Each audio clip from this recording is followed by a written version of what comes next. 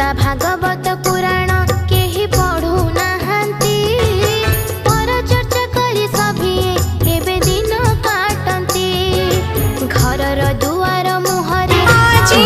चिन्हा काली किया चिन्हा छलना बुझी हुइना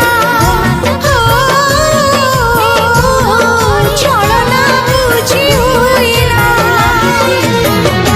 की करा कैसी निजारा जानी तो आखी आईना जानी तो आखी आईना इति बड़